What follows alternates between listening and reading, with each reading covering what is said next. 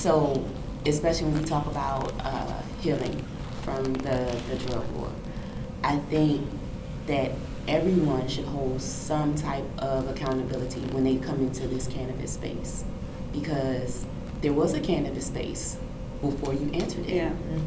So in order to do that, you kind of have to acknowledge the past and the history and what happened. And if you are in a corporate space, whether it's nonprofit or for-profit, you know, and you pay some type of taxes or you have some type of impact report, you should be held accountable. You don't have to be held accountable for everyone, but if you're in my neighborhood, in my community, what does that reinvestment look like? What does that re-engagement look like? Like, how are you giving back to the people that have been impacted and affected? And so, you know, you can go to corporate, and a lot of corporate entities will tell you, no, this is definitely a government issue, like you have to attack the government. But while you're here fighting for the Safe Banking Act, Sure. I question that as a person, again, whose parents, you know, were in the illicit market back in the 80s. I question that.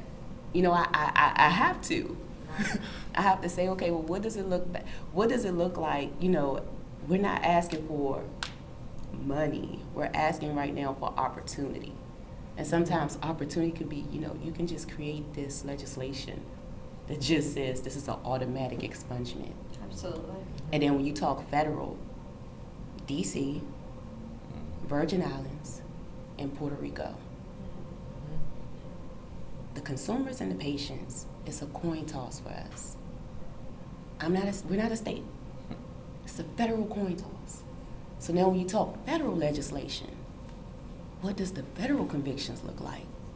There's no language in there that says we're going to expunge federal cannabis convictions.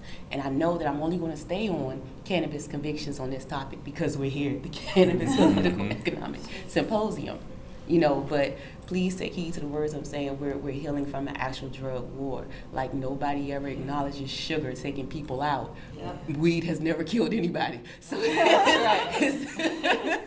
If I wasn't advocate for cannabis, it would be against sugar. Sugar's a you know, horrible drug. Addiction is addiction. That's right. So it's just like, you know, it's all about accountability and how do we come together to decide, you know, what that accountability should look like, you know, and then who do we don't want to enforce it, but who do we bring it to light to, you know, and what does it look like? What can it look like? And I think that's why we're here, because we're trying to figure it out all different walks.